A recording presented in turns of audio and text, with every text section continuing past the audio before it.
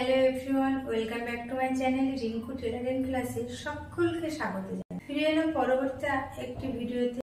আজ আমি তোমাদেরকে দেখাবো আমব্রেলা কাট কুর্তি কিভাবে কাটিং করতে হয়, সেটা তার ড্রয়িংটা আমি তোমাদেরকে দেখাবো। তো দেখো, এখানে আমব্রেলা কাট কুর্তি কাটিং করতে গেলে আমাদের দুটো পার্ট বের করতে হবে, আর তার সাথে হাতাটাও আমাদেরকে বের করতে হবে। তো এর সম্পূর্ণ ভিডিওটা একদম A to Z আমি তোমাদেরকে দেখিয়ে দেবো। কেউ সামান্যতম স্কিপ করবে না, কারণ স্কিপ যখনই করবে তখন দেখবে কোথাও না কোথাও একটু না একটু ছাড়িয়ে যাবে। ভিডিওটা দেখে নেওয়া যাক।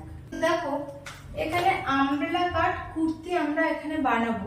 তার যে মেজারমেন্ট গুলো আমি নিয়েছিলাম, এটা আমাকে একজন বানাতে দিয়েছে, তো সেটা আমি তোমাদেরকে আগে ড্রয়িং করে দেখাচ্ছি। তো এর পরের ভিডিও আমি কাটিং করব, সেলাই করব, সমস্ত ভিডিওটাই তোমাদেরকে দেখ। তো তোমরা আগে কিন্তু এটা সম্পূর্ণটা সুন্দর করে দেবে। তো প্রথমত দেখো, তার ঝুল ছিল 45 ইঞ্চি। দেখো, টোটাল 45 ইঞ্চি। এখানে কিন্তু দুটো পার্ট, একটা টপ পার্ট আর একটা নিচে। টোটাল 45 ইঞ্চি ঝুলের মধ্যে 12 ইঞ্চি হলো তার টপ পার্ট, অর্থাৎ এটা হলো তার 12 ইঞ্চি। আর দেখো, আমি 1 ইঞ্চি যোগ করে নিয়েছি এর সাথে।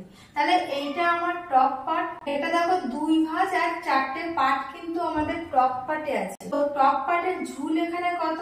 12 ইঞ্চি। কেন 12 ইঞ্চি? টোটাল 45 ইঞ্চি থেকে আমাদের টপ পার্ট যেটা, সেটা আমরা মাইনাস করেছিলাম 12 ইঞ্চি, আর তার সাথে আমি 1 ইঞ্চি সেলাইয়ের জন্য যোগ করেছি। তাহলে এটা আমার টপ পার্টের মাপ বেরিয়ে গেল। তারপরে বাকি আছে কত? 33 ইঞ্চি। এই 33 ইঞ্চি হলো এই যে পার্টটা, আমাদের নিচে যে পার্টটা থাকবে সে পার্টটা হলো আমাদের 33 ইঞ্চি। তাহলে এইটা কত? 33 ইঞ্চি। আর তার সাথে এখানে যেহেতু আমাদের ঝুলে ফোল্ড করে সেলাই করতে হয়, তার জন্য আমি এখানে 2 যোগ। তাহলে নিচের পার্টের ঝুল আমাদের 33 ইঞ্চি, আর তার সাথে আমরা 2 ইঞ্চি যোগ করেছি, মানে এটা। তো এটা আমাদের ঝুল গেল।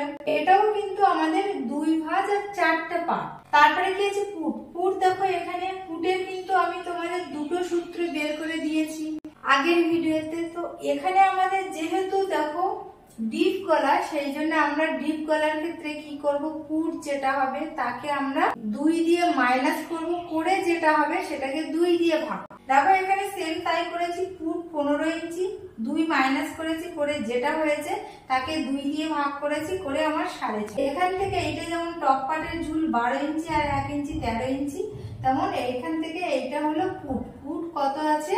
পুট 6.5 ইঞ্চি। তাহলে এই পর্যন্ত হয়ে গেল। তারপরে গিয়েছে ছাতি। ছাতি কত আছে? 35 ইঞ্চি। তাকে 35 এর সাথে আমি আগেই 2 যোগ করে নিয়েছি, নিয়ে যেটা হয়েছে তাকে 4 দিয়ে ভাগ করেছি। এবার এটা হলো আমার মাপ। দেখো, এখানে কত আছে? 9 ইঞ্চি 2 সুত, আর তার সাথে আমরা 2 ইঞ্চি যোগ করে নিই। তাহলে ছাতি আমাদের কত? 9 ইঞ্চি 2 সুত, আর তার সাথে যোগ করেছি 2 ইঞ্চি। এখানে যেমন পুট নিয়েছি 6.5 ইঞ্চি, ঠিক এখান থেকে এই পর্যন্ত কিন্তু আমাদের 6.5 ইঞ্চি। 6.5 ইঞ্চি যখন এখানে আমি নেব, তখন এই কিন্তু ছাতির মাপ কোথার থেকে নেব? দেখো, ঠিক এইখান থেকে ফিতে ধরে এই দাগের গায়ে টাচ করে রেখে এখান থেকে মাপ নেব 9 ইঞ্চি 2 সুত, আরো এখানে 2 ইঞ্চি এক্সট্রা। তাহলে ওটা আমার ছাতির মাপ গেল। তারপরে কি আছে? কোমরের মাপ। কোমরের মাপ সেম তাই করেছি। দেখো, যেটা হয়েছে তার সাথে আমরা 2 যোগ করেছি, করে যেটা হয়েছে তাকে 4 দিয়ে ভাগ করেছি, করে আমাদের কত হয়েছে কোমরের মাপ?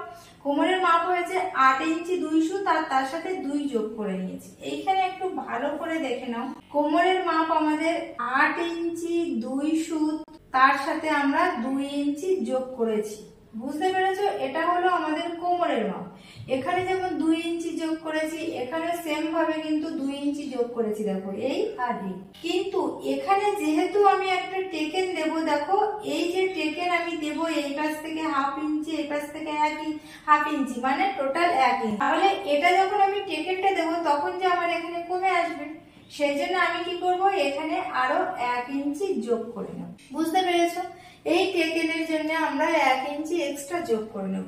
তাহলে এটা আমার কোমর হয়ে গেল। তারপরে কি আছে? পয়েন্টের মাপ। পয়েন্ট কত আছে? দেখো, এই যে আমি টেকেনটা দেব, এই পয়েন্টের মাপ উপরের থেকে, এরকম উপরের থেকে ফিতে ধরে এরকম ভাবে 9 ইঞ্চিতে মার্ক করবে। আগে 9 ইঞ্চিতে মার্ক করবে, করে তারপরে এই টেকেনটা এরকম ভাবে এই 9 ইঞ্চির গায়ে এরকম ভাবে লাগিয়ে দেবে। এই পর্যন্ত আমরা টেকেনটা দেব। তাহলে এটা আমাদের পয়েন্ট চলে গেল। তারপরে কি আছে গলা। গলা দেখো এখানে আছে সামনের গলা 6, পিছনের গলা 8। তাহলে দেখো এখানে আমি গলা বের করে দিয়েছি। সামনের গলা 6 মানে কমটা, মানে এইখান থেকে এইটা হলো 6 আর এখান থেকে এইটা হলো 8। এটা হলো 6 হচ্ছে সামনের গলা আর পেছনের গলা হলো 8। এইটা কি করে তোমরা বের করবে? দেখো এই যে টোটাল 6.5 ইঞ্চি আমাদের আছে, এখান থেকে প্রথমে আগে গলার চওড়া, অর্থাৎ এইখান থেকে এইটা হলো গলা চওড়া। এই গলা চওড়াটা বের করে নেবে কত ইঞ্চি? 2.5 ইঞ্চি, মানে 2.5 ইঞ্চি আগে বের করে নেবে। নিয়ে দেখো এরকম ভাবে সোজা দাগটা আগে টেনে দেবে। কোথায় কত টেনে দেবে আগে দেখে নেবে, সামনের গলা কত, পিছনের গলা কত। যে গলাটায় বেশি ডিপ সেই গলাটা আগে টেনে দেবে। দেখো এই পর্যন্ত আমার 8, মানে এইটা বেশি ডিপ। এটা হওয়ার পরে আমি দেখো বক্স করে দিয়েছি, দিয়ে এরকম ভাবে রাউন্ড শেপ করে দিয়েছি। এটা আমার পিছনের গলা গেল। তারপরের গলা কি আছে? 6 ইঞ্চি। তারপরে এখানে ফিতে ধরে 6 মার্ক করবে, করে এরকম ভাবে বক্স করে দেবে, দিয়ে রাউন্ড শেপ দিয়ে দেবে। একদম সিম্পল ব্যাপার। যেটা বেশি সেটা আগে মার্ক করবে, করে বক্স করে দেবে। তারপরে যেটা কম সেটাতে বক্স করবে, করে রাখবে। তাহলে এখানে আমার সামনের গলা পিছনের গলা বেরিয়ে গেল। এখান থেকে এই যে শেপটা আমি দিয়েছি কততে দেবে?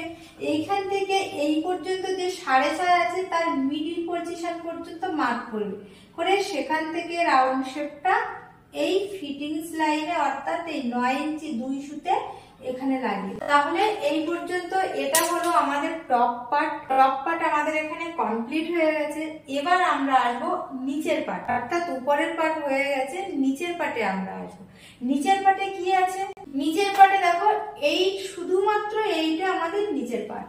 নিচের পার্ট কি আছে? 33 ইঞ্চি।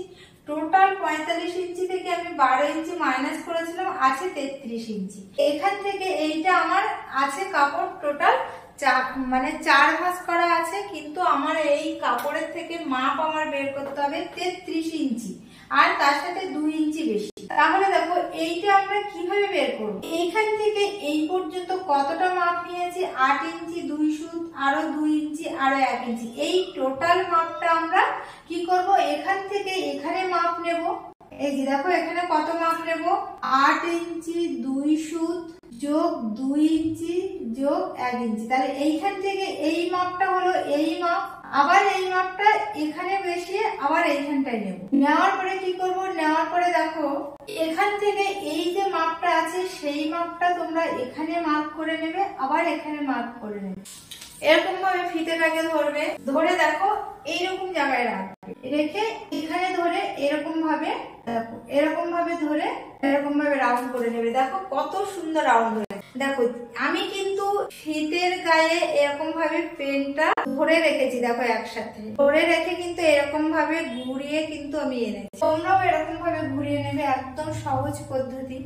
তাহলে এই কোমরের মাপটা আমাদের এখানটায় বেরিয়ে যাবে। তারপরে এখান থেকে এই পর্যন্ত দেখো আমি একটা রাউন্ড করে নিয়েছি, এটা কিন্তু আমাদের এই ঝুলের মাপটা। অর্থাৎ কি এখানে যদি আমার 12 ইঞ্চি বেরিয়ে যায়, তাহলে এখান থেকে এই পর্যন্ত আমার 33 ইঞ্চিটা বের করতে হবে। তাহলে তোমরা কি করবে?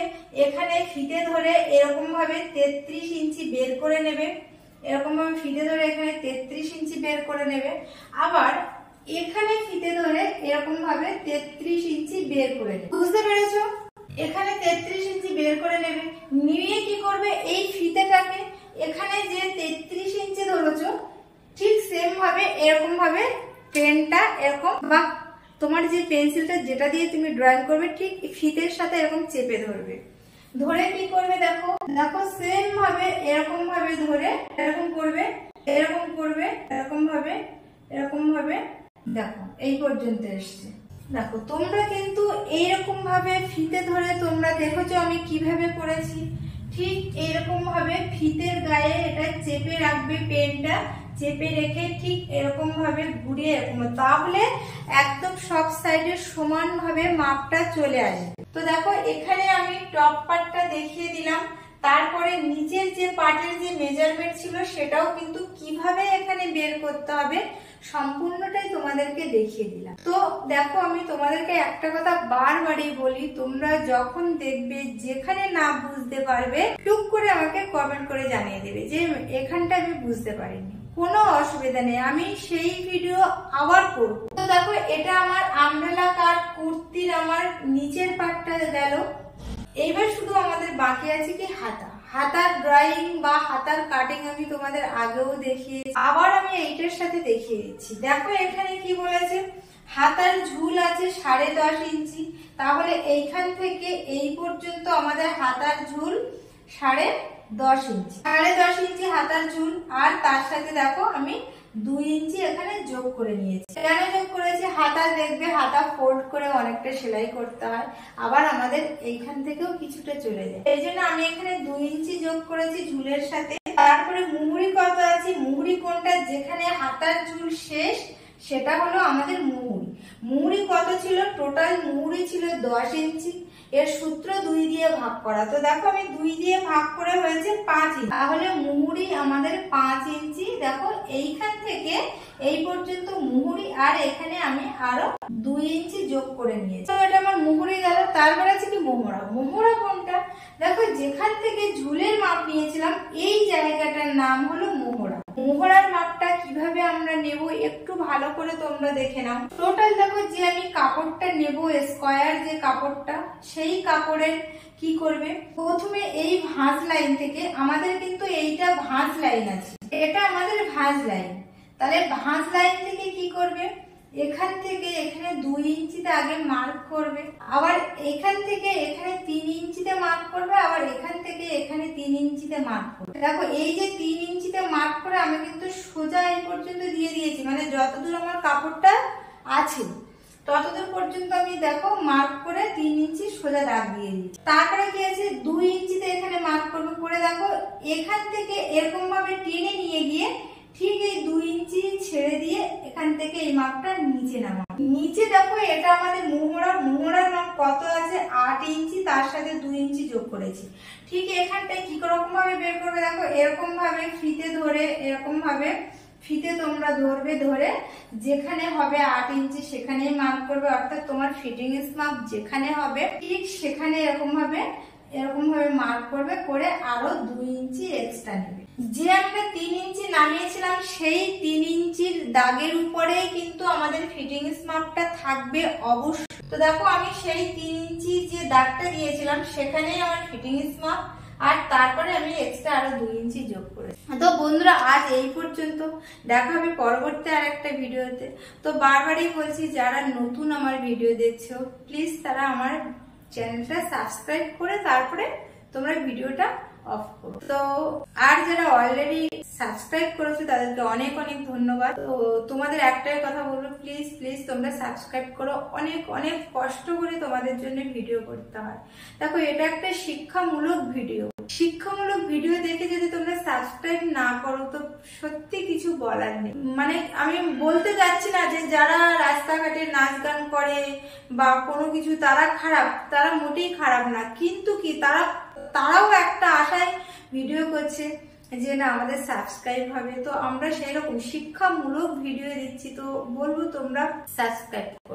যারা নাচ গানের ভিডিও প্রচুর মানুষ দেখো প্রচুর সাবস্ক্রাইব করে, কিন্তু আমাদের শিক্ষামূলক ভিডিও তো এগুলো আমরা শিক্ষা দিচ্ছি, মানুষকে কিছু জানাচ্ছি। তো এইরকম জিনিসে যদি কেউ সাবস্ক্রাইব না করে দেখে চলে যায় তাহলে সত্যি কিছু বলার নেই। সবাই ভালো থাকো, দেখা হবে পরবর্তী আরেকটি ভিডিওতে।